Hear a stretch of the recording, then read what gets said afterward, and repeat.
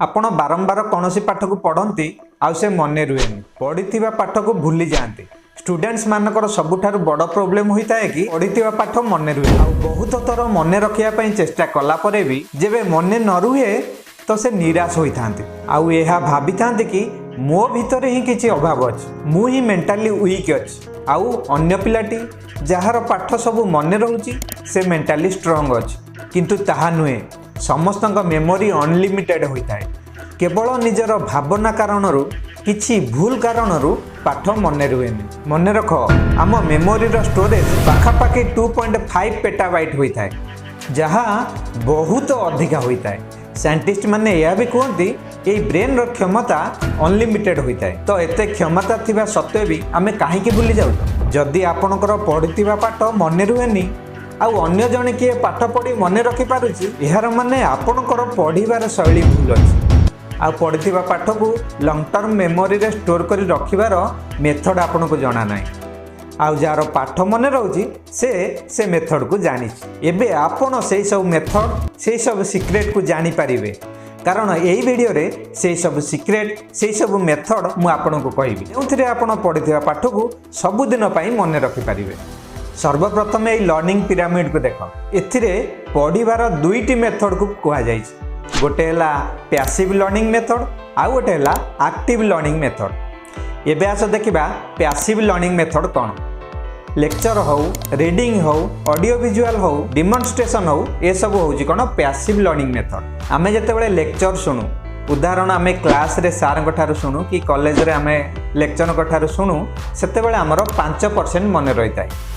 आउ रीडिंग कौन जितेबाला आम कौन पाठ को निजे रीडिंग करि थाउ बा पढ़ी थाउ सेतेबेले हमर 10% मन रही था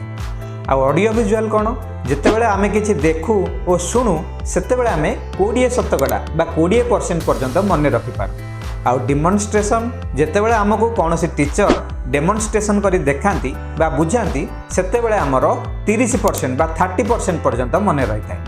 ये सब थिला पैसिव रीडिंग जहाँ हूँ ट्रेडिशनल आगुरु यह चली आसी यही पैसिव रीडिंग रे आपण 30% पर्यंत मन रखिपारे किंतु जदि आपन को याठारु अधिका मन रखा अच्छी तो आपन को एक्टिव रीडिंग करिया पड़ियो आस एबे आमे एक्टिव रीडिंग को जानिबा जहाँ कले आपण अधिक पाठ मन रखिपारिबे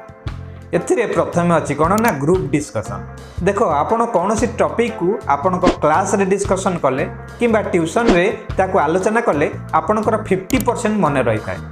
आउ दुई रे हला प्रैक्टिस बाय डूइंग जेते बेले आपण कौन सी पाठ को प्रैक्टिस करंती जेपरि आमे कहबा गणित को बारंबार कसिबाकू कि कौन सी प्रश्नर उत्तर बारंबार लेखिबाकू अभ्यास करिबाकू एहा द्वारा आपण 75% पर्यंत मन रखि पारन आउ 3 नंबर है टीच अदर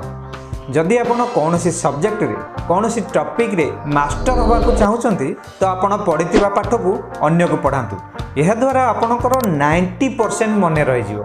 देखंतु आपण केवल कौन सी पाठ को पढ़ी देले अन्य को पढ़ाई पारिबे नाही सेथिलागी आपण को भल से बुझीबा को पड़िबो कौन सी भी कांसेप्ट को प्रथमे आपण को क्लियर होगा को पड़िबो ता हेले जाई आपण अन्य को पढ़ाई पारिबे एथिरे आपणकर सबुठारु अधिक 90% मन रही है देखंतु जे पर्यंत आपण को कौन सी सब्जेक्ट प्रति बा शिखिबा प्रति इंटरेस्ट आसीबो नाही से पर्यंत आपण कौन सी पाठ को शिखि पारिबेनी आउ इंटरेस्ट गोटे एमिति जिनिस होई थाए जहा कि शिखिबा पई आपण को जे कौन सी स्तर को नै जाई परिबो आउ एही इंटरेस्ट ही आपण को निजर गोल रे पहुंचाइबो जदि आपण को कौन सी टारगेट को अचीव करिवार अछि तो आपण को सेतिरे इंटरेस्ट रे तो आनिबा को पड़िबो